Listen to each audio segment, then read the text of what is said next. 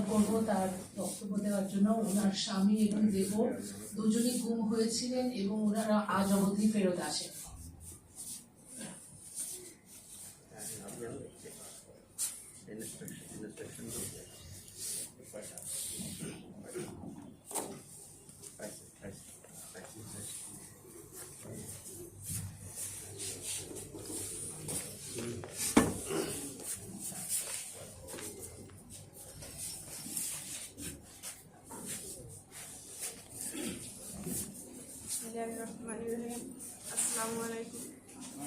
মাইকটা আর একটু কাছে নিন, মুখের কাছে, হাতে নিলে সমস্যা নেই। হ্যাঁ, জোরে বলেন। আমি আমেনা আক্তার বৃষ্টি।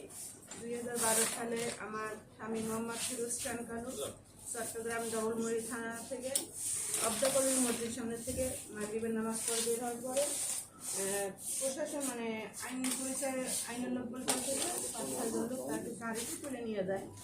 গাড়িতে সামনে ডিবি লেখা ছিল। আর তারা যখন আমার হাজবেন্ডকে নিতে পারে না তখন তারা পিস্তল থেকে তারপর তারা গাড়িতে টানা হেঁচড়া করে নিয়ে গেছে। ওখানে অনেকেই দেখছে। তারপরে ওখানে হালিশহর থানার এক এসআই তিনি ডিউটি করে বাসা গেছিলেন, সে দেখে ওই গাড়ির নাম্বারটা লিখে রাখছিল।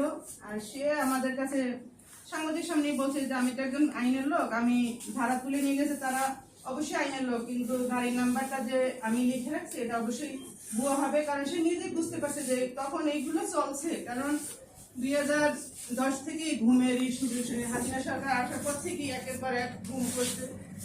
আমার স্বামীকে একমাত্র ঘুম করার উদ্দেশ্য হচ্ছে রাজনীতি করতো, বিএনপির সাথে জড়িত ছিল। বরিশাল মহানগর যুগ্ম সম্পাদক ছিল, ছাত্র দলের সভাপতি ছিল। আর আমার দেবর সে রাজনীতির সাথে জড়িত ছিল না, সে সাধারণত ভাইয়ের সাথে বন্ধু বান্ধব নিয়ে আর কি প্রোগ্রামে যাইতেই। এখন আমার একটা কথাই যে আমার স্বামী রাজনীতির কারণে গুম হয়েছে, নাইলে আমার স্বামীকে কখনো গুম করেন। আমার স্বামী সাধারণ ছিল, তার নামে রাজনৈতিক মামলা ছিল।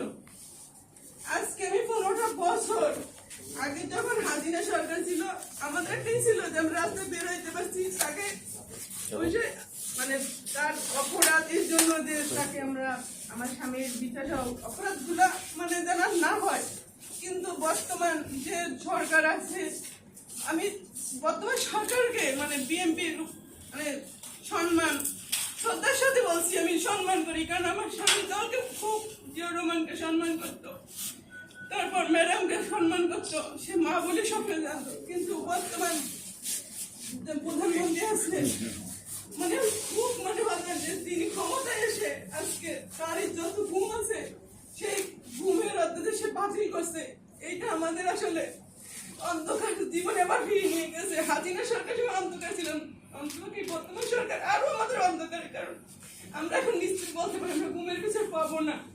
কারণ যদি ঘুমের বিচার হইতো, এই যে জিয়াউল হাসান যে এখন বর্তমানে জেলে আছে, সে জিয়াউল হাসান যদি তার বিচার হয়, আমি মনে করবো যতগুলো ঘুম আছে তার প্রত্যেকটা পরিবারই ঘুমের বিচার পাবে।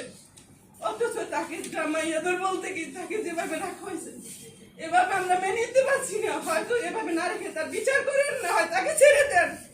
আমরা যে শাস্তি পাইছি আরো কিছু পরিবার পাইলে হয়তো মনে হয় শান্তি পাবে।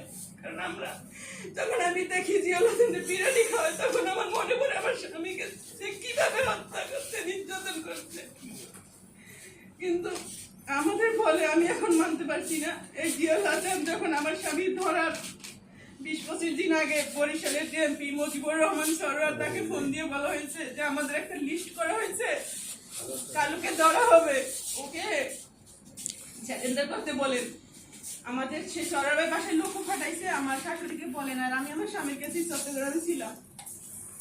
তারপর 15-20 দিন আমার স্বামীকে গুম করা হয়। আর তার 3 মাস আগে আমার দেবরকে ঢাকা মিরপুর থেকে ধরা হয়। তাহলে আমি এইটা নিচ্ছি যে জিয়াউল হাসান আমার স্বামীর ঘুমের দেবর ঘুমের সাথে জড়িত।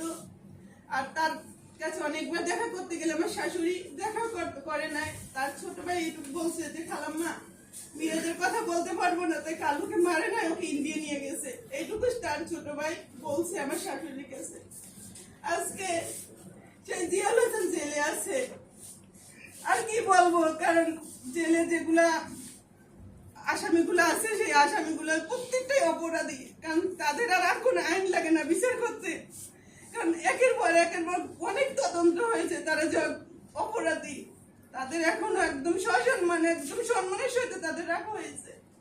তা আমরা বিচার একমাত্র আল্লাহর কাছে দিয়ে রাখছি, কেউ বিচার না করলে, কারোর কাছে না পাইলে আল্লাহ আমাদের বিচার ঠিকই করবেন। আজকে আমাদের পরিবারের যে কষ্ট, আমাদের সংসারের যে কষ্ট, আমার শাশুড়ি তার 2টা সন্তান, তার স্বামী নেই, সে আজকে মানে 70 মহিলা, তার 2টি সন্তান, সে কি পর্যায়ে আছে, সে খাইতে পারে না। কারণ আজকে 15টা বছর একটা পরিবারে যদি পুরুষ সদস্য না থাকে, আমাদের তো ওরকম অর্থ সম্পত্তি ছিল না, আমার স্বামীর যে ব্যবসা বাণিজ্য ছিল তাও এই সরকার, খাদিয়া সরকার আমার স্বামী গুম হওয়ার পর সবকিছু নিয়ে গেছে। আমি আমার সন্তান, আমার 3 বছর রেখে গেছে আমার স্বামী, আজকে এখন আমি সাঁতরাইতেছি। আমি আমার এই ছেলের জন্য আমি ঢাকা শহর কাজ করতে আসছি। আমি ছেলেকে আমি পড়ালেখা আর করাইতে পারি না, কারণ পড়ালেখার যে খরচ প্রাইভেট এগুলো আমার পক্ষে সম্ভব না। আর আমার শাশুড়ি খোঁজ খবর আমি নিতে পারতেছি না, যে তার চিকিৎসা, তার খাবার। আর এই বর্তমান সরকার, সে বিএনপির সরকার, আজ পর্যন্ত যে বরিশাল এমপি ছিল তারই রাজনীতি করতে আমার হাসবেন্ড, আজ পর্যন্ত এই ক্ষমতা আসার পর তো তার একটা খোঁজ নিয়ে দেখে নাই যে আমার পরিবারটা কেমন আছে, আমার শাশুড়ি কিভাবে তার দিনকে যায়, সে চিকিৎসা করাইতে পারে না, সে মানুষের দিলে খায়, না দিলে খাইতে পারে না, মানুষের তো চিকিৎসার জন্য টাকা দেয়। তাহলে আমি এইটুকুই বলবো যে আমার লজ্জা লাগে, এই দলকে আমার স্বামী করছে, আমার খুব খারাপ লাগে। কারণ আজকে এক মা তার 2 সন্তান হারিয়েছে, চিকিৎসা বেগর, সে মারা যাবে, ভাতের অভাবে সে না খেয়ে মারা যাবে, তার সন্তানরা তাকে কোনোদিন কষ্ট পাইতে দেবে। আর আজকে সে তার সন্তান নাই। এটা কি দলের দায়িত্ব না, প্রধানমন্ত্রীর দায়িত্ব না যে গুম পরিবারগুলো অন্তপক্ষে প্রথমে সে ক্ষমতা আসার পরে তো এই গুম পরিবার থেকে তার নজর দেওয়া?